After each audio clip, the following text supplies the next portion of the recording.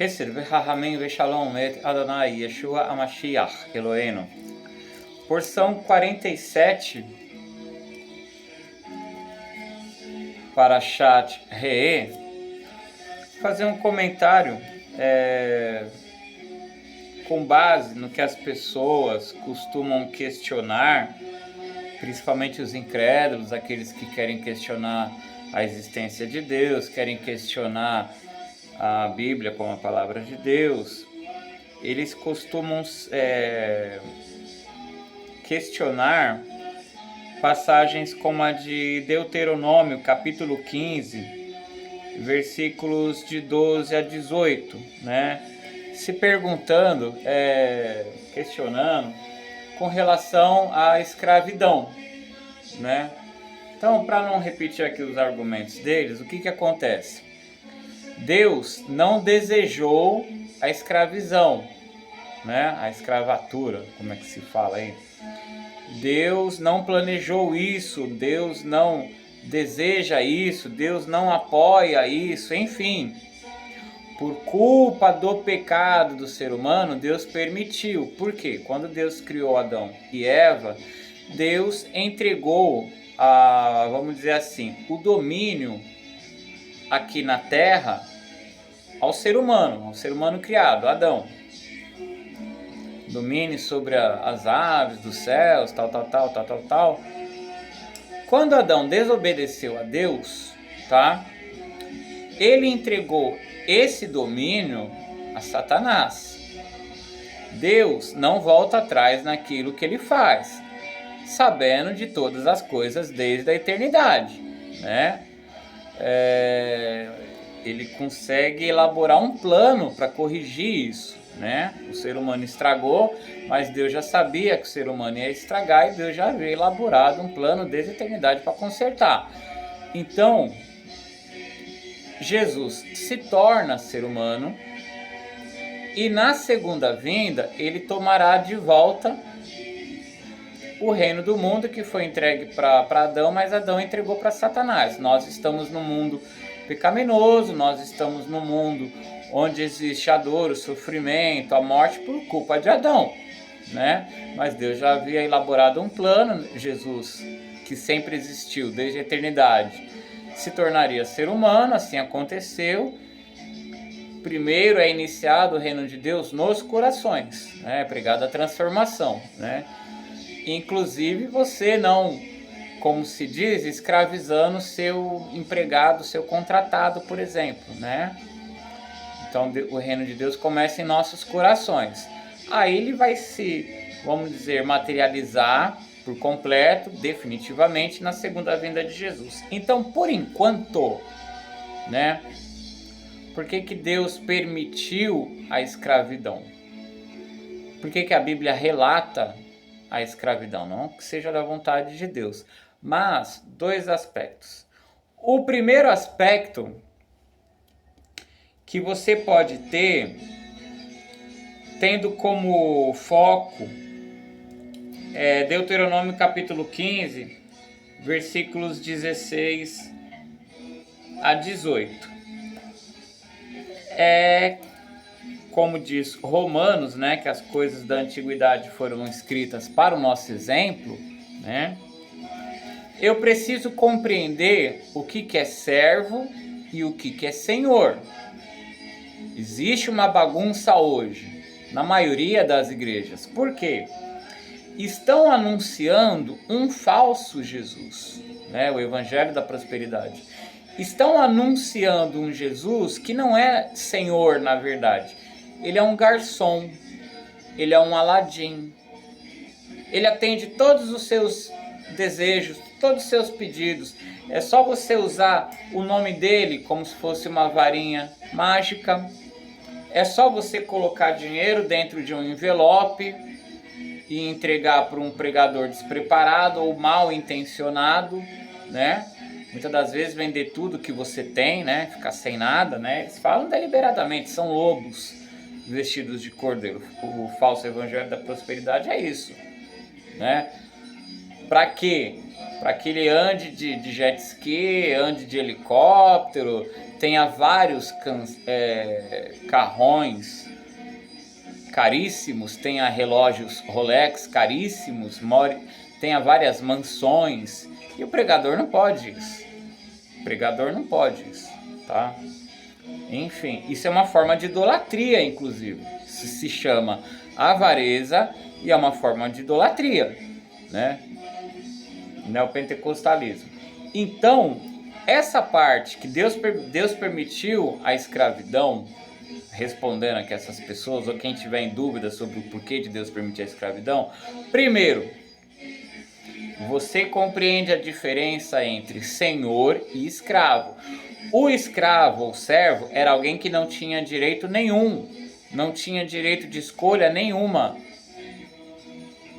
O senhor dele tinha poder sobre a vida e sobre a morte dele. Então esse é o nosso relacionamento com Jesus.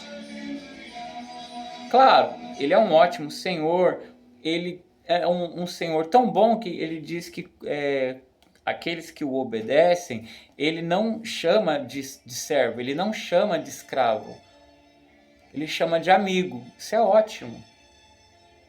Isso é ótimo. Nós éramos escravos do pecado. Às vezes você achou ruim o que eu falei aqui com relação ao servo de Deus e Deus, mas se atente que quando a pessoa é escrava do alcoolismo, quando ela é escrava do álcool, é exatamente isso.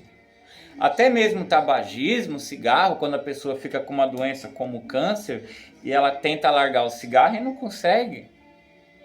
E morre antes, morre dolorosamente. Então todo mundo é escravo de alguém. Ou você é escravo do pecado, que vai levar à morte, ou você, por opção, se torna escravo de Deus, que vai te levar à vida eterna. Com uma diferença: ele é um Senhor bondoso, ele te chama de amigo, tá? Então a escravatura serve apenas para eu ter em mente a reverência que eu devo ter, tá? Eu não ordeno Deus fazer a minha vontade. Isso é um pecado terrível da teologia da prosperidade. Eu não determino nada, eu não exijo nada, eu não profetizo nada. Isso não é profetizar. Isso não é profetizar. Profetizar é o que eu estou fazendo agora, lendo a Bíblia. Isso é profecia. A Bíblia é profecia. Ensinar a Bíblia é profetizar. Falar o futuro não é profetizar, é adivinhação, é pecado, é horóscopo, é astrologia, é pecado. Determinar as coisas que devem acontecer, isso é se colocar na posição de Deus, isso é blasfêmia. Exigir algo de Deus é inverter os papéis. Se você quer ser salvo, você tem que se colocar como servo de Deus, como escravo de Deus. Negue-se a si mesmo e siga Jesus.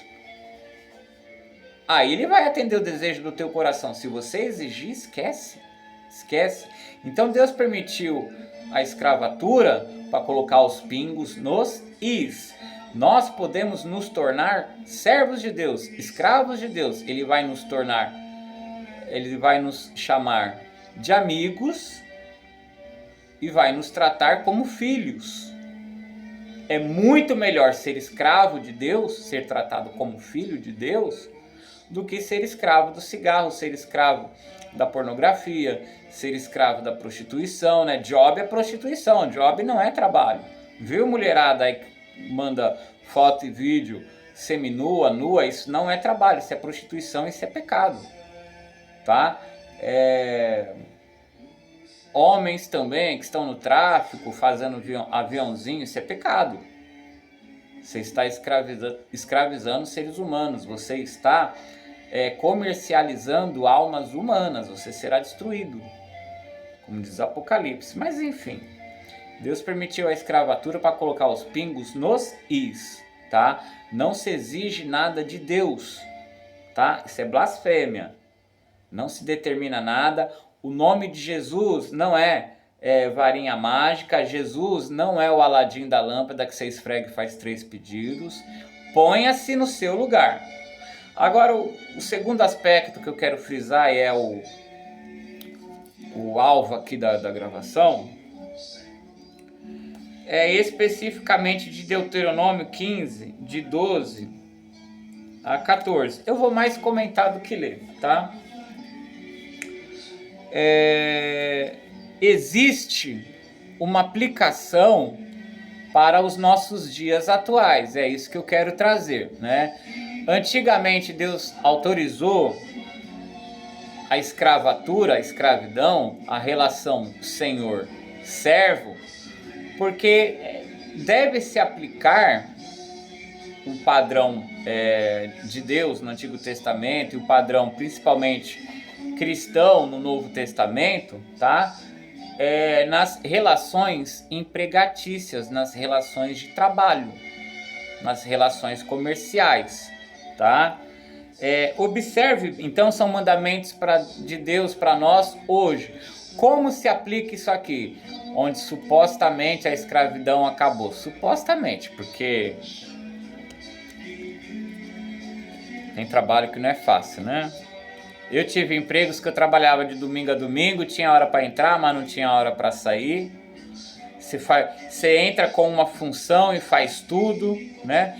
E quando ele te manda embora, porque você ficou doente, ele dá todo jeito de não pagar teus como é que fala?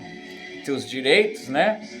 Teve empresas que eu trabalhei também que faliram, né? Eu pedi as contas antes e recebi, abri mão de alguns direitos. Quem não quis pedir as contas, a empresa faliu e está no processo, acho que até hoje, para tentar receber alguma coisa. É complicado, viu? É complicado. Então, para isso que Deus permitiu a escravatura, para que esses abusos hoje não continuem. Pelo menos se você é cristão, empregador, você não vai praticar o abuso contra o teu empregado. Se você é funcionário cristão, você não vai se aproveitar do teu patrão, você não vai enrolar no teu serviço, tá entendendo? Mas vamos direto lá.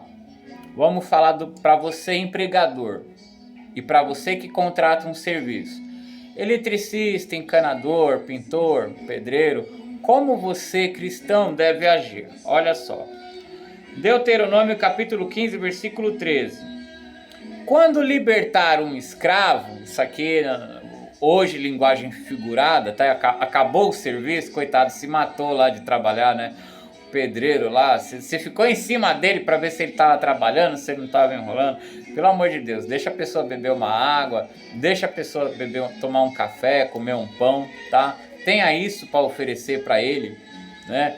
Tem umas charts que eu vejo na internet, desenhos, que é muito legal, né? Trabalhando na casa de rico, tá lá o pedreiro, o pintor, o eletricista trabalhando na casa do rico. O rico chega com todo o desdém nele assim, ó, se você quiser beber água, tem uma torneira lá fora.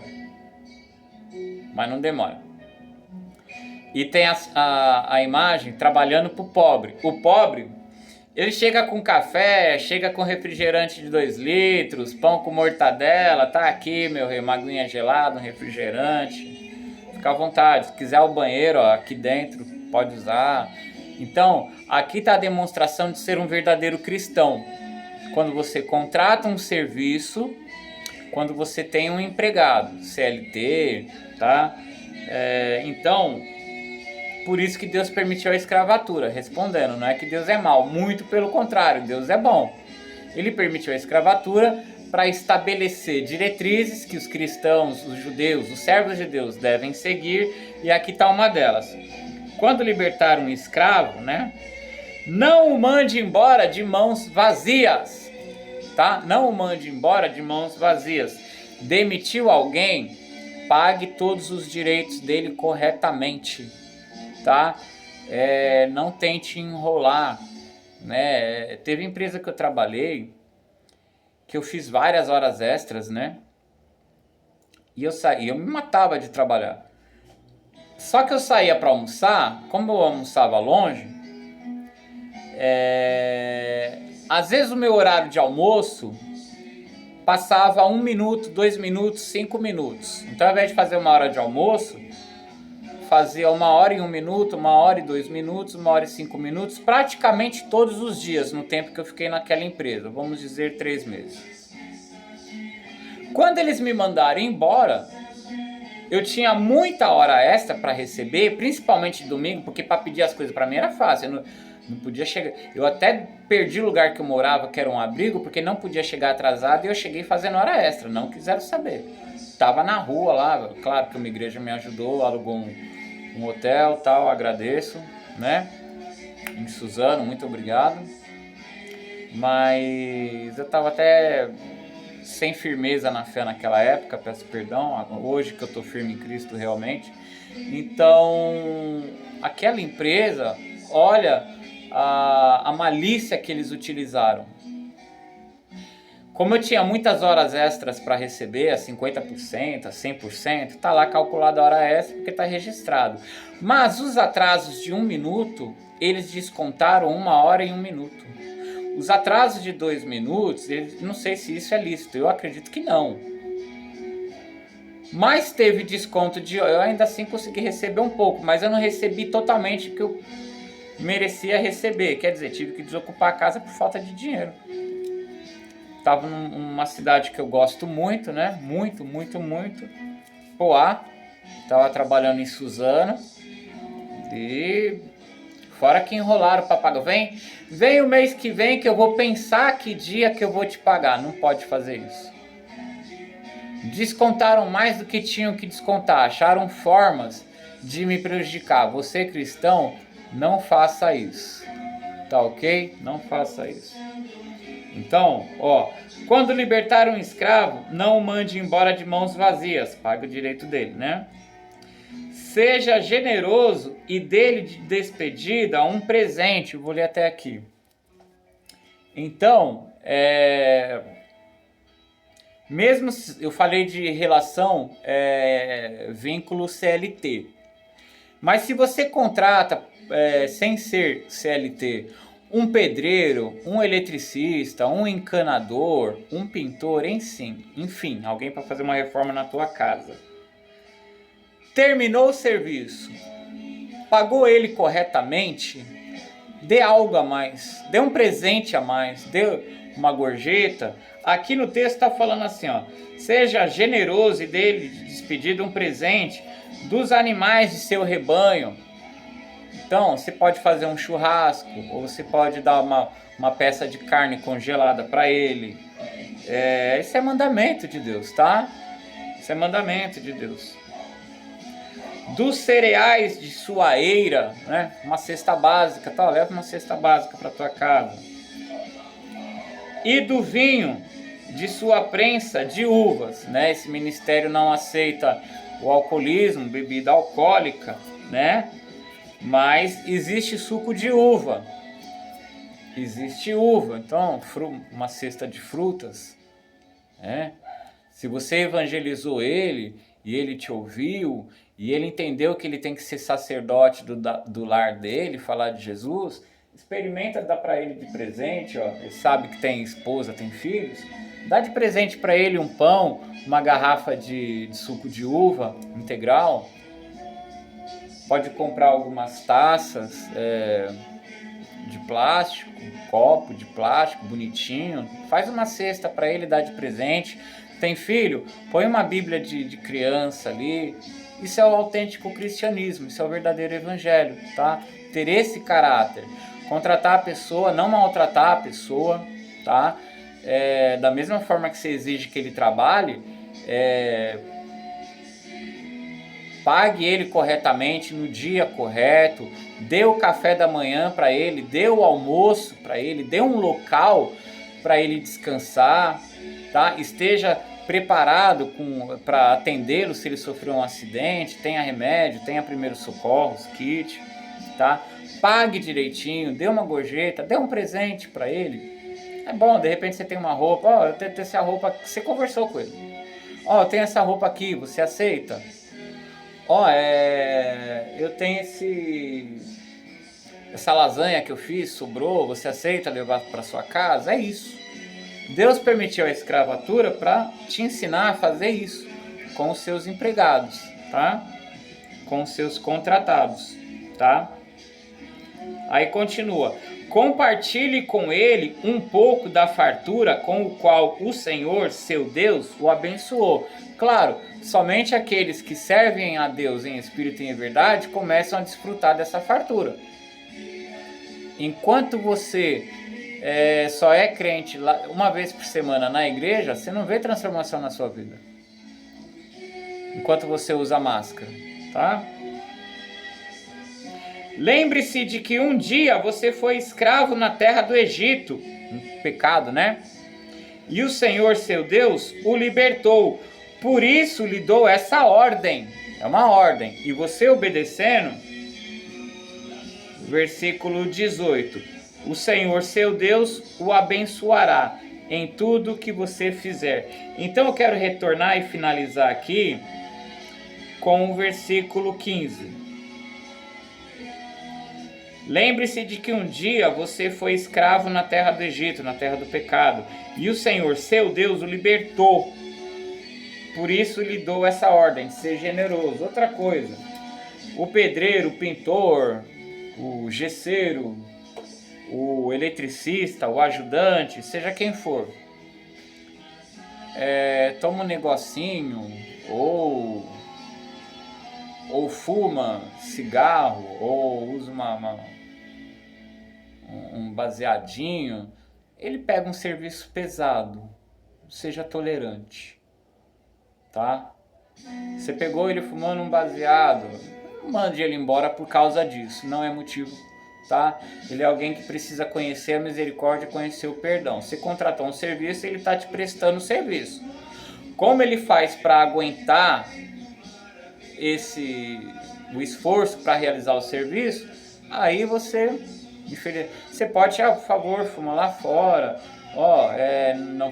não fuma, não bebe na frente das crianças, tal. É assim, tá? Use de misericórdia, tenha compreensão, principalmente quando é pedreiro, ajudante de pedreiro. É muito pesado, não acho que ele está devagar, né? Carregando saco de cimento, mexendo massa, tá?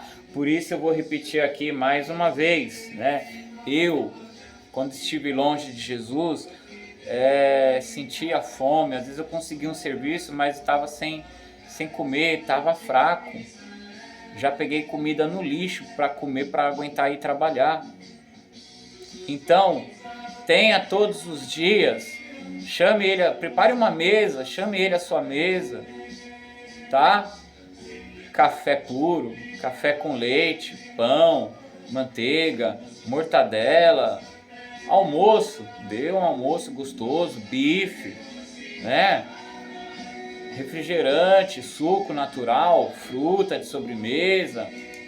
Terminou o serviço, a gente não comemora Natal, tá? Mas fora da época do Natal eu compro panetone, então dê um panetone para ele.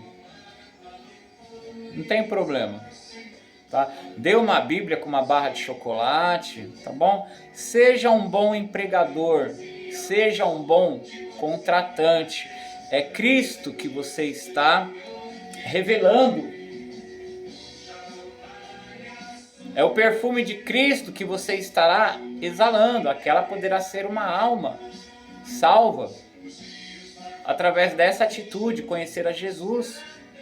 Se tornar um pregador, se tornar um evangelista, se tornar alguém útil, fala, olha, quer saber, eu vou ser... Ele já era útil prestando serviço, mas ele pode deixar de fazer algo simples e fazer algo ainda mais essencial. Pode se tornar um bombeiro, pode se tornar um médico, porque através do teu testemunho de Jesus, que não são palavras, são atitudes, o Espírito Santo coloca nele um propósito de vida. Às vezes é alguém que está em depressão, problemas na casa, sem gosto pela vida, você pode estar salvando aquela alma. O simples gesto de dar um café da manhã, o simples gesto de dar um almoço, tá bom? É claro que ele não vai ter acesso a toda a sua casa, não vai ficar sós com a sua esposa, seus filhos, mas tem um ambiente controlado, aconchegável para ele. Mostre que você, além de estar contratando o serviço dele, é um amigo por ser um amigo cristão, tá bom? Evidencie Jesus, que permitiu a escravidão para mostrar como você deve ser um empregador, como você deve ser um contratante de serviço. Que Deus abençoe a todos em nome de Jesus. Shalom.